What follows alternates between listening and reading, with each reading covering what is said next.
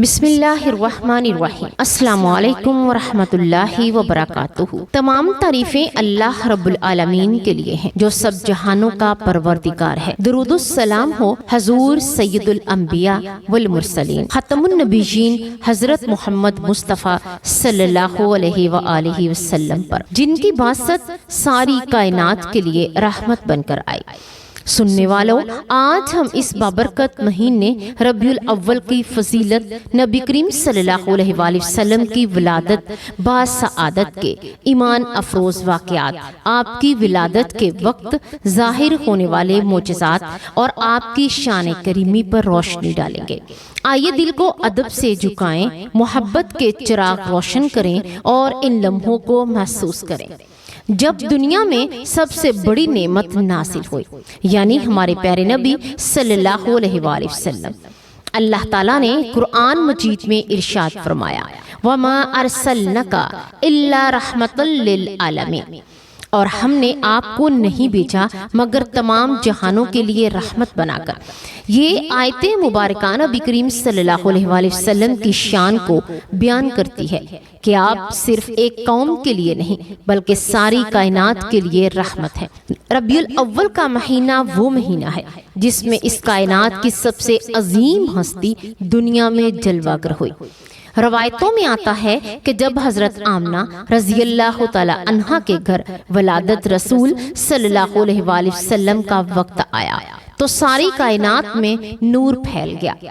ان کے خواب میں فرشتے آ کر یہ خوشخبری سناتے تھے کہ اے آمنہ، آپ کے بطن مبارک سے ایسا فرزند پیدا ہوگا جو ساری انسانیت کا رہنما اور ہدایت کا چراغ ہوگا۔ روایات میں ہے کہ ولادت کی گھڑی جب قریب آئی تو حضرت آمنہ رضی اللہ تعالی عنہا نے ایک نور دیکھا جو شام کے محلات تک روشن ہو گیا۔ اس رات دنیا کے بڑے بڑے بت گر گئے، آتش کدے بجھ گئے جو ہزاروں سال سے جل رہے تھے، اور کسریٰ کے محل کی 14 کنگوریاں گر گئیں۔ یہ سب نشانیاں اس بات کی تھیں کہ اب کفر و باطل کی اندھیری رات ختم ہونے والی ہے اور ہدایت کا سورج طلوع ہونے والا ہے۔ اسی موقع پر اگر آپ چاہیں تو درود پاک کا نذرانہ ضرور پیش کریں، کیونکہ درود پڑھنا اللہ پاک کو بہت زیادہ پسند ہے۔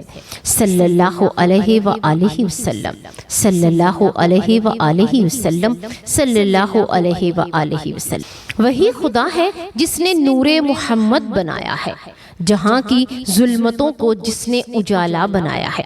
پیارے دوستو، آپ صلی اللہ علیہ وآلہ وسلم کی ولادت صرف ایک بچے کی پیدائش نہیں تھی، بلکہ وہ دن تھا جب انسانیت کی تقدیر بدل گئی۔ اہل کتاب نے بھی اپنی کتابوں میں پڑھ رکھا تھا آخری نبی کا ظہور ہونے والا ہے۔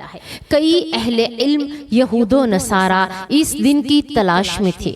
حضرت حلیمہ سعدیہ رضی اللہ تعالی عنہا کا واقعہ بھی کتنا ایمان افروز ہے کہ وہ آپ صلی اللہ علیہ وآلہ وسلم کو اپنے ساتھ لے کر گئیں تو ان کی زندگی بدل گئی۔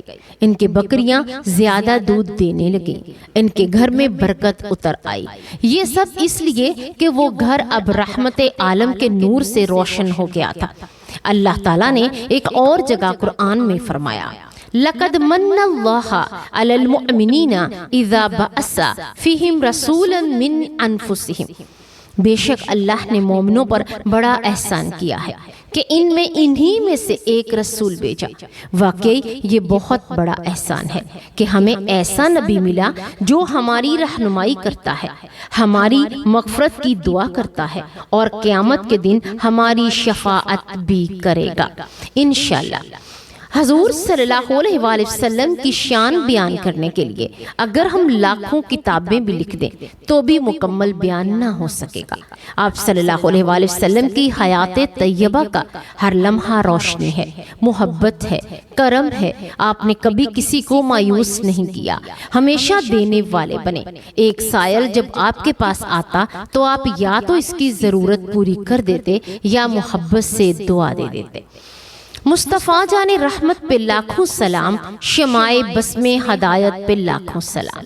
سامعین کرام، نبی کریم صلی اللہ علیہ وآلہ وسلم کی زندگی میں صبر، ایثار، قربانی اور انسانیت کے لیے محبت کی بے شمار واقعات ملتے ہیں۔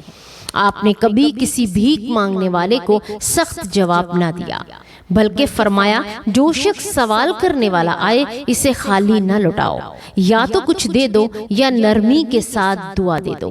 یہ آپ صلی اللہ علیہ وآلہ وسلم کی رحمت ہی تو تھی کہ آپ پر ہر دل کو سکون پہنچاتے تھے۔ آپ صلی اللہ علیہ وآلہ وسلم کی ولادت کے وقت عرب کے معاشرے میں ظلم، جہالت، اندھیرا چھایا ہوا تھا۔ لوگ بیٹیوں کو زندہ دفن کر دیتے، شراب اور جوا عام تھا، طاقتور کمزور کو کھا جاتا۔ لیکن جب آپ صلی اللہ علیہ وآلہ وسلم دنیا میں تشریف لائے تو یہ سب اندھیرے مٹنے لگے۔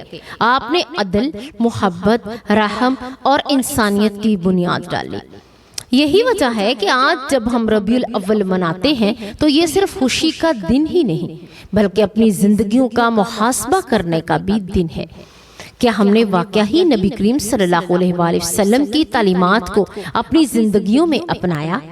کیا ہم دوسروں کے ساتھ ویسا ہی رحم اور محبت کرتے ہیں جیسے کہ آپ صلی اللہ علیہ وآلہ وسلم نے سکھایا؟ یاد رکھیں حضور پاک صلی اللہ علیہ وآلہ وسلم نے فرمایا، خیر الناس من ینفع الناس، سب سے بہتر انسان وہ ہے جو دوسروں کو فائدہ پہنچائے۔ کیا ہی خوبصورت معیار ہے کامیابی کا کہ دوسروں کو فائدہ پہنچاؤ، ان کی بھلائی کرو، ان کے دکھ درد بانٹو۔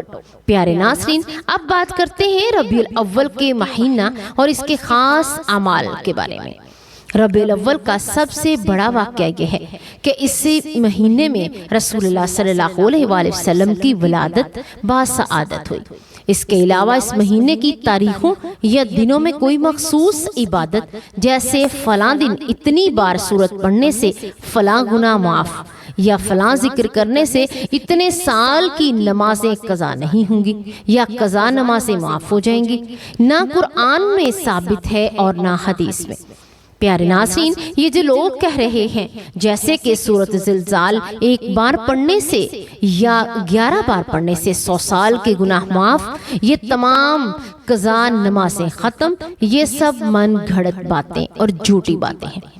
ایسی کوئی روایت، کوئی حدیث نہیں۔ صحیح بخاری میں، صحیح مسلم میں، ترمذی میں، نسائی میں اور ابن ماجہ میں یا مستند کتب حدیث میں نہیں ہے۔ یاد رکھیے، کسی بھی نیکی کا ثواب بڑھا چڑھا کر بتانا اور جھوٹی احادیث گھڑ کر بیان کرنا سخت گناہ ہے۔ رسول اللہ صلی اللہ علیہ وآلہ وسلم نے فرمایا، جو شخص مجھ پر جان بوجھ کر جھوٹ باندھے وہ اپنا ٹھکانہ جہنم میں بنا لے۔ یہ صحیح بخاری اور صحیح مسلم کی حدیث ہے۔ اب آخر میں بات کرتے ہیں صحیح فضائل ہیں کیا۔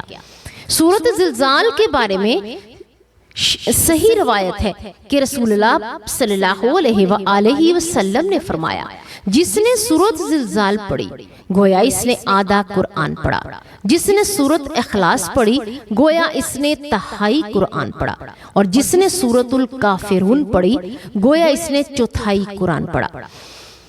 یہ حدیث سنن ترمذی میں ہے، لیکن کہیں بھی یہ نہیں ہے کہ 100 سال کے گناہ معاف ہو جائیں گے یا نماز قضا نہیں ہوگی۔ یہ سب لوگوں کی گھڑی ہوئی باتیں ہیں۔